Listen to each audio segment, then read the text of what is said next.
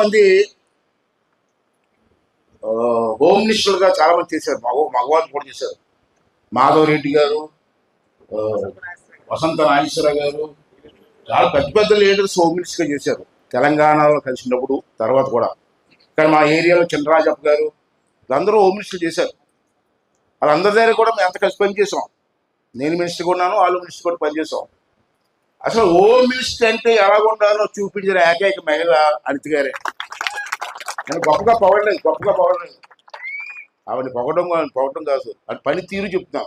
కొంచెం నిర్మోహమాటంగా మాట్లాడడం, ఏదైనా చెప్తే తొందరపడి పని చేయడం కాదు. దాని వెనకాల ఉన్న బ్యాక్గ్రౌండ్ ఏంటి, ఏం జరిగింది, ఎలా జరిగింది అని చెప్పి క్షుణ్ణంగా ఆలోచించి ఒక నిర్ణయం తీసుకొని స్టెబరన్గా ఒక నిర్ణయం తీసుకుంటే మళ్ళీ వెనక ముందు లేదు, వెళ్ళిపోవడమే. అలాగే ఉండాలి హోమ్ మినిస్టర్ అంటే, అలాగే ఉండాలి.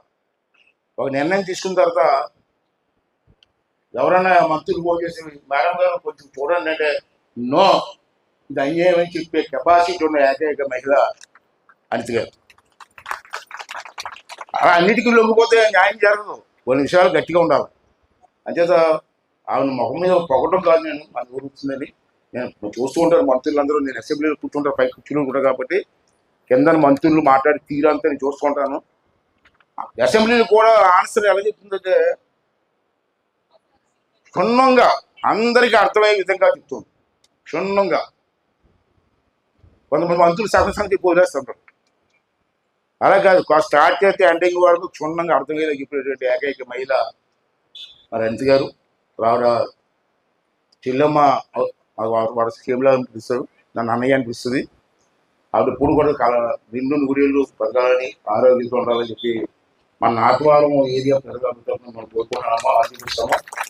రెండోది ఏంటంటే, 2 విషయాలు చెప్తాను. రోజు మాట్లాడుతుంది, ఆవిడ మాట్లాడుతుంది.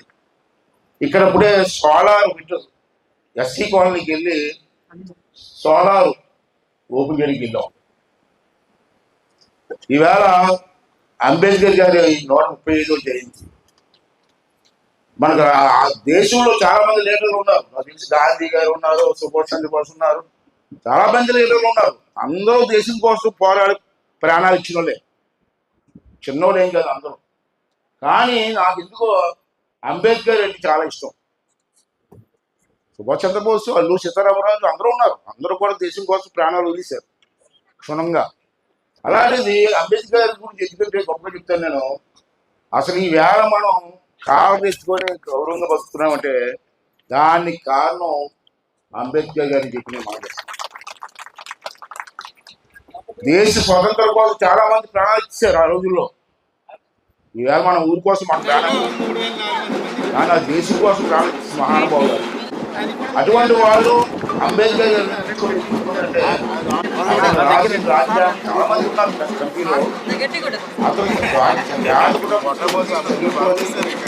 ఎన్నో అవమానాలు మన దేశానికి ఒక రాజ్యాంగం ఇచ్చారు.